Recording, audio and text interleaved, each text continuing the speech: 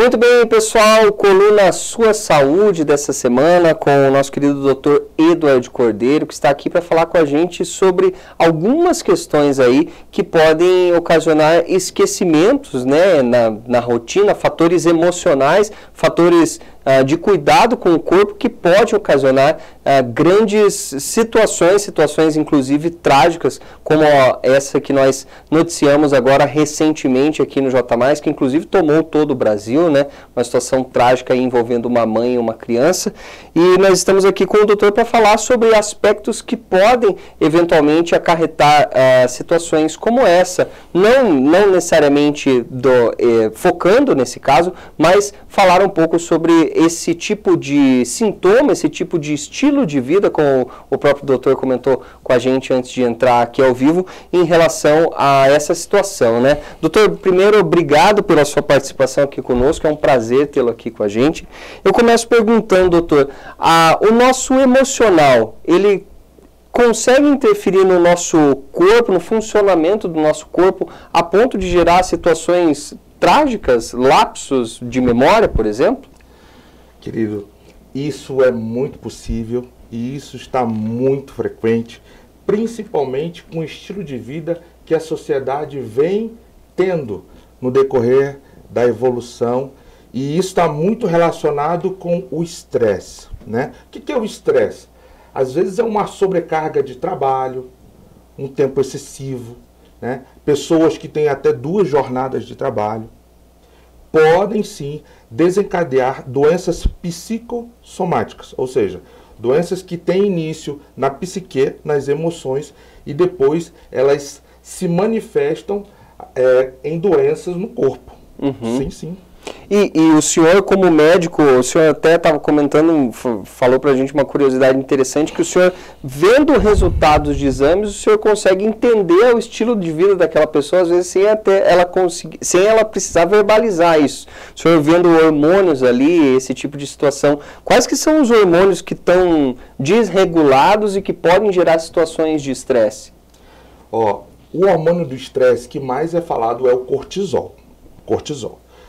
No período de estresse, no início do estresse, o cortisol se eleva. Então ali a gente vê, essa pessoa, essa paciente, ela está passando por estresse.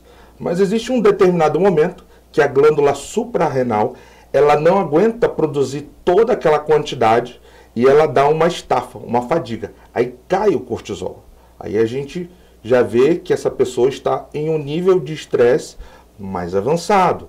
E assim tem o cortisol, tem o IGF-1, tem o DEA, tem a aldosterona, tem a pregnenolona, tem a progesterona, que inclusive em uma fase do nível de estresse, a pregnenolona, né? A progesterona, que é responsável pelo sono, ela começa a cair e a pessoa começa a ter insônia. E isso acontece com pessoas em estresse crônico. Então, a partir dali a gente já começa a datar se a pessoa está em estresse, tem 2 meses de estresse, 6 meses de estresse ou até mais de 1 ano de estresse. E ali vem todo um conjunto de sintomas, desde esquecimento, aumento de peso, problemas no sono, não consegue pegar no sono, não consegue manter o sono, problemas familiares, problemas matrimoniais, problemas profissionais. Muito interessante isso. Então, sim, as doenças psicossomáticas, elas equivalem a 90% de todas as doenças. Então, se você pegar uma doença, um conjunto de doenças, você pode afirmar que 90% delas são de origem na psique, nas emoções. É importante, então, cuidar das emoções, né? É importante ter esse cuidado. O senhor comentou sobre insônia, dificuldades de sono e esquecimento. Fala um pouquinho para a gente sobre de que forma que essa questão do estresse, inclusive o estresse crônico, como o senhor comentou, até deixei anotado aqui, o senhor comentou de que forma ele pode afetar na vida das pessoas, mas fala um pouquinho mais sobre isso, assim, especialmente em relação a problemas profissionais, problemas pessoais, problemas de esquecimento que podem gerar tudo isso. Traz um pouquinho para a gente essa visão. O estresse crônico, primeiramente, como eu falei para você, são, digamos assim, não tem aquela frase, de grão em grão a galinha enche o papo. O estresse, a gente pode também colocar essa frase porque de 1 hora a mais de trabalho, trabalhar sábado e domingo, e trabalhar um pouquinho à noite. E isso, aliado já à demanda emocional da pessoa, que é a demanda em casa, as finanças, elas comprometem sim. Isso gera um estresse crônico que vai repercutir não só nos hormônios, como também nos neurotransmissores. O que são neurotransmissores? São as substâncias do nosso cérebro que vão ali gerar felicidade, relaxamento, né? E quando eles estão alterados, vai gerar depressão, vai gerar ansiedade, vai gerar insônia, vai gerar irritabilidade. Passamos há um tempo atrás, há uns 4, 5 meses, o Wesley Safadão foi diagnosticado com uma doença psiquiátrica, ansiedade, né? Teve síndrome do pânico, uma coisa assim.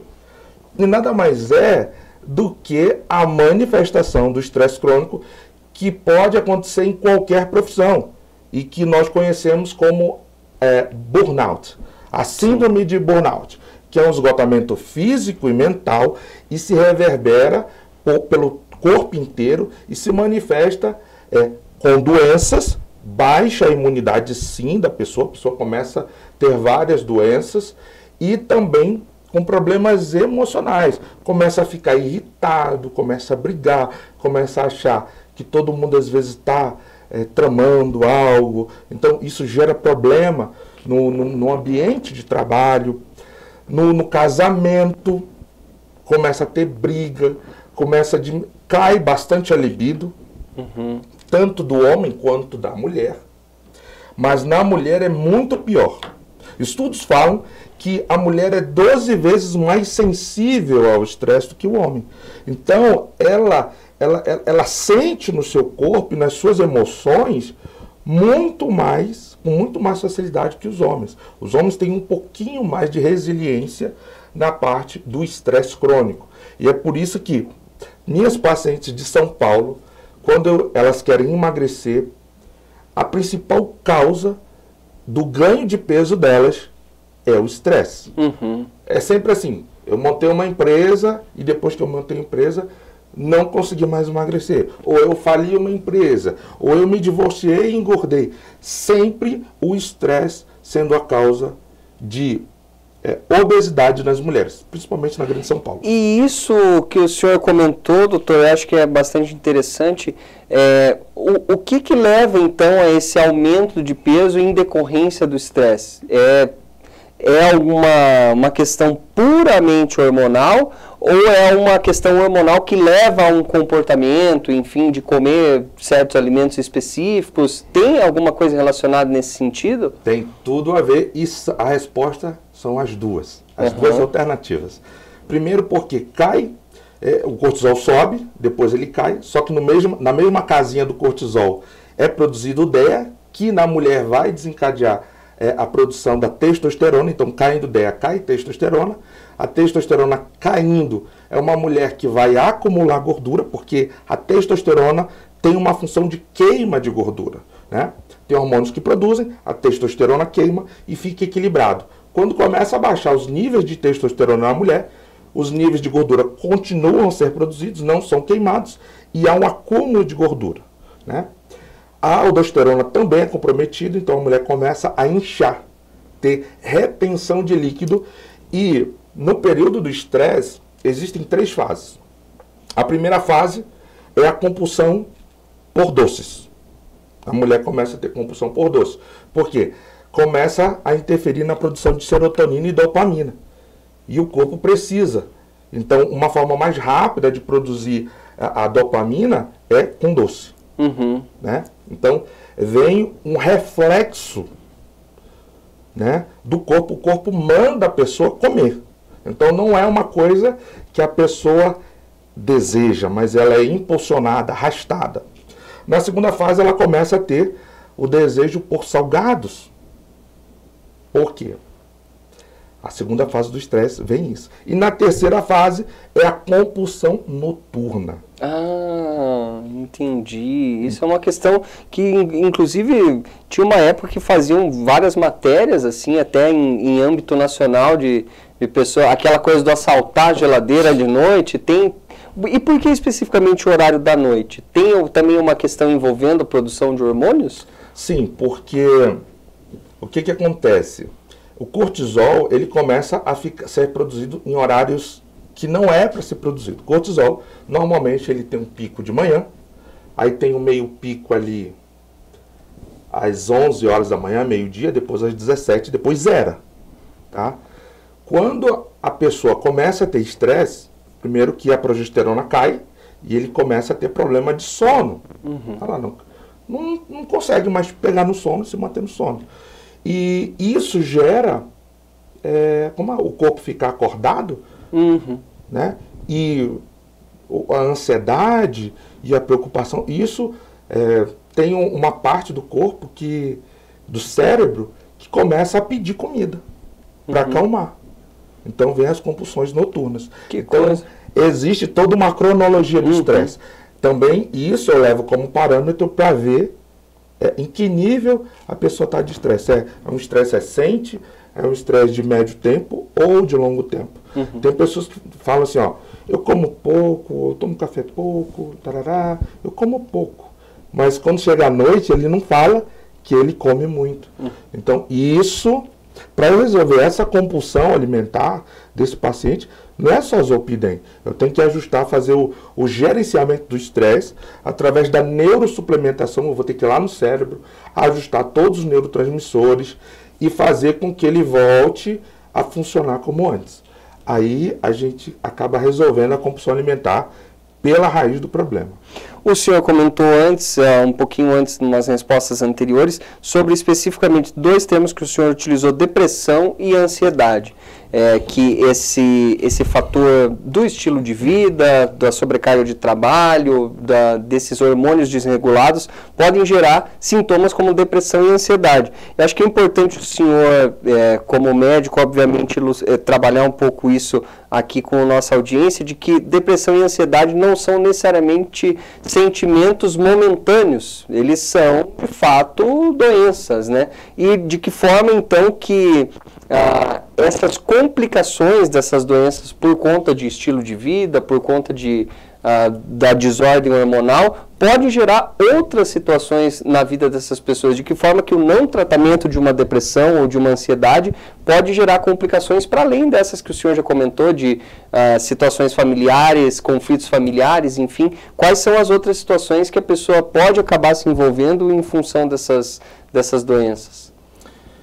O principal, eu acho que o principal problema nesse tema, eu aprendi com o Dr. Augusto Cury, um psiquiatra fantástico, que ele fala sobre a prisão da pessoa no diagnóstico. Às vezes a pessoa, ela está ali com um problema intestinal que vai reverberar sim lá na produção de serotonina e vai baixar, e essa pessoa vai ter um nível de depressão que a gente chama de depressão orgânica, ou seja, uma depressão que tem como causa XYZ, e ela agarra aquele diagnóstico e ela se diz depressiva. E para tirar essa pessoa dessa prisão diagnóstica dentro de si mesma é quase impossível. Então, ter muito cuidado na hora de falar se a pessoa tem depressão ou não. Às vezes ela está passando por um momento depressivo, né? E a depressão e a ansiedade, ela tem como uma das principais causas, você acredita, o período gestacional dessa criança. Quando ela estava na barriga da mãe, como foi a saúde da mãe, como foi a nutrição da mãe, como foi o estado emocional da mãe. Em São Paulo, eu atendi muitas crianças com surtos psiquiátricos, e todas que eu atendi com surtos psiquiátricos foram eu perguntei da mãe como é que foi o período gestacional e todas responderam. Foi um período muito difícil, eu fui agredida, eu fui abandonada, eu fui abandonada pelos meus familiares, eu fiquei solteira, ou eu trabalhei muito, sempre. Então, a raiz da depressão e da ansiedade tem tudo a ver com o período gestacional do ser humano. Porque a gente fala criança, mas toda criança um dia vai ser adulto, e todo adulto foi criança. Tanto é que existe uma regra dos 1000 dias, né? Os 1000 dias de ouro, que dependendo de como foi esses 1000 dias da criança, vai definir a saúde quando ele for adulto. Nossa. Se vai ter depressão, se vai ter ansiedade, se vai ser obeso, se vai ter diabetes, se vai ter hipertensão.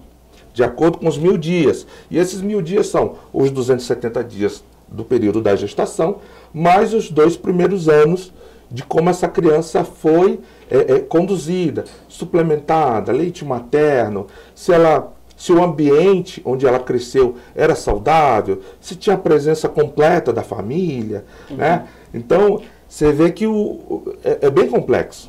Por isso que eu sempre pergunto, no meu questionário, se nasceu de parto normal ou cesárea. Você acredita que isso faz toda a diferença? Influencia também no comportamento futuro. E esses 1000 dias têm uma ligação direta com a questão hormonal, doutor? Também. Também? Sim. Também tem a ver. Sim, compromete o que a gente chama de potencial metabólico. Todos nascem com potencial metabólico, que vai depender de se essa mãe foi nutrida, se essa mãe tinha vícios, né? Bebida alcoólica, cigarro. Então, eu falo para as mães que se você quiser uma excelente saúde para o seu filho, você precisa ter uma excelente saúde. E eu advogo bastante sobre as mães cuidarem de si para depois terem saúde para cuidar dos filhos, né? Então, inclusive aí tivemos essa triste notícia, né? Sim. De uma mãe que perdeu o seu filho, esqueceu, infelizmente. E a gente vê que a saúde dela comprometeu sim a vida do seu filho. E eu advogo bastante sobre a saúde, os pais. Por exemplo, eu estive no Congresso Brasileiro de Pediatria em 2019 e foi abordado os problemas emocionais da infância.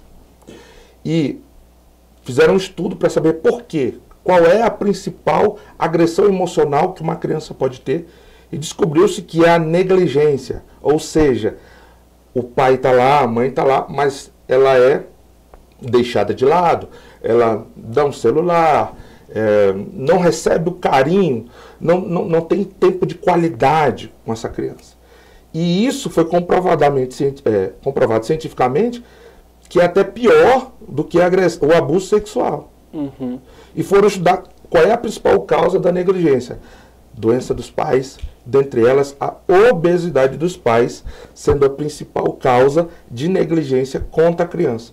Então, olha aí, mais uma vez a gente evidencia que a saúde dos pais vai interferir positivamente ou negativamente na criança. E obesidade, o senhor já tinha comentado anteriormente até aqui no nosso papo, tem tudo a ver com ansiedade, com outros momentos da vida desses pais, né? Doutor, e como que a gente pode agir sob um caráter preventivo em relação a essas situações que a gente comentou aqui? O estresse, a depressão, o burnout, que é um pico que também envolve, obviamente, estilo de vida, condições de trabalho, ou a sua relação com as outras pessoas e tudo mais, mas de uma maneira mais técnica, talvez, ou, enfim, de que forma que a gente consegue prevenir essas situações? O primeiro passo é nós termos que entender que no nosso dia só tem 24 horas. E que na nossa semana só tem 7 dias. E que nosso ano só tem 12 meses. Quando a gente começa a ter a noção do tempo, a gente começa a ter a noção da importância de dividir o tempo. Tem tempo para trabalhar, sim, mas também tem que ter tempo para si, tem que ter tempo para dormir, tem que ter tempo para a família. Quando a pessoa começa a ter essa noção, por exemplo, a CLT diz que a carga horária máxima de um funcionário é de 44 horas semanais, né? 8 horas por dia. Então já mostra ali que 1/3 da vida é para trabalhar. Os 2/3 seguintes é o quê? Para viver, para descansar. Então, quando a gente começa a dividir, a distribuir de forma igualitária, né, equilibrada, as nossas áreas de vida, a gente começa a ter saúde. Que eu chamo de gestão do tempo. É literalmente cuidar da sua vida, né? Eu sempre comparo como uma empresa que vende esse copo aqui, né? Ela tem um lucro, mas ela não pode gastar todo o lucro, porque ela tem que deixar dinheiro para comprar outros estoques, para ela continuar tendo lucro. Assim é o nosso corpo. Nós temos que administrar o nosso corpo. Né? É ele que faz, nós somos fonte de riqueza, né? A pessoa que está ali ganhando dinheiro, ela está ganhando dinheiro por quê? Pela inteligência dela, pela capacidade dela. E ela tem que entender que ela tem que reinvestir no seu, na sua fonte de renda, que é a sua própria saúde. Então, quando a gente começa a ter noção de tempo, sono é fundamental. Olha, hora de dormir é hora de dormir. Ideal até as 10 horas da noite já está na cama. A partir desse momento que a pessoa começa a dormir 11 horas, meia-noite, 1 hora, já altera melatonina, já altera cortisol, já altera GH, já altera testosterona, já altera grelina e leptina. Grelina e leptina são hormônios da fome e da saciedade. A pessoa que tem dificuldade ou dorme de forma errada, ela começa a ter aumento da sua fome e ela, cada vez que come, ela se sacia menos. Entendi. Né? Então, e isso gera uma inflamação no corpo, uma inflamação que a gente chama de silenciosa, uma inflamação estéril, que é o nome técnico disso, e isso inflama o cérebro. Um cérebro inflamado compromete a produção de serotonina, que é o hormônio que gera bem-estar, dopamina. Que coisa. GABA. Eu acho interessante isso que o senhor colocou da gestão do tempo, o quanto essa preocupação com os afazeres diários, com dividir o tempo da família, o tempo do trabalho, o tempo de dormir, o tempo de comer, que tudo isso tem uma dedicação específica, mas a gente, eventualmente, digo, sociedade como um todo, acaba atropelando as coisas, né? E o quanto isso está tão diretamente ligado com o funcionamento do corpo de uma maneira tão direta, né? A gente não percebe, o senhor até comentou anteriormente que o estresse crônico é uma doença grave e silenciosa, né? Fala um pouquinho pra gente sobre isso, aprofunda um pouquinho pra gente sobre isso. Ela é grave porque ela traz consequências como Alzheimer, pressão alta, diabetes, infarto. Quantas pessoas que estavam assim, sentiram a dor e infartou, do nada. Então, decorrente do estresse. Só que não é o estresse do aborrecimento porque alguém pisou no calo. É o estresse do pouquinho em pouquinho todo dia, por 1 mês, por 2 meses, por 3 meses, por 5 meses. Principalmente, eu trabalhava 24 horas, eu tinha plantões de 24 horas intercalados, segunda, quarta e sexta. Então, eu cheguei a viver o burnout, tive burnout, sei como é que é e posso falar que isso é tão silencioso que quando você só vê já o esparramado problema, né? A explosão. E a pessoa não sabe, ela acha que é normal, ela começa a ficar irritada, ela começa a tratar mal o cônjuge, os filhos, ela começa a ter compulsões, até por vícios, né? O jogo, vários vícios, os entorpecentes, porque começa a ter uma descompensação dos neurotransmissores e, por exemplo, as drogas, os entorpecentes, eles trabalham ali no eixo da dopamina. Pessoas que têm uma baixa de dopamina são pessoas que são propensas a ter vícios com entorpecentes. Então, o estresse, ele é silencioso porque ele é até dito assim, Isso é frescura. Está cansado, isso é moleza. E a sociedade cada vez cobrando mais do profissional, né? Principalmente da mulher.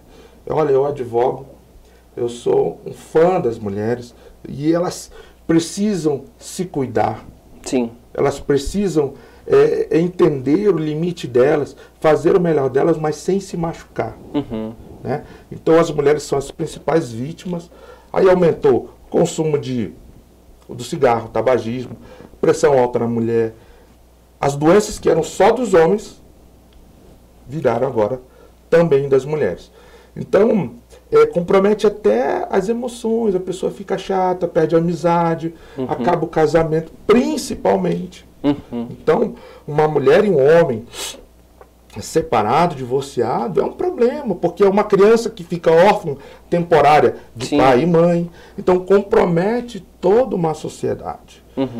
Então, esse estresse, ele precisa ser resolvido, é uma questão muito pessoal. Primeiro passa não só com remédios, mas também conscientização. Sim, com certeza.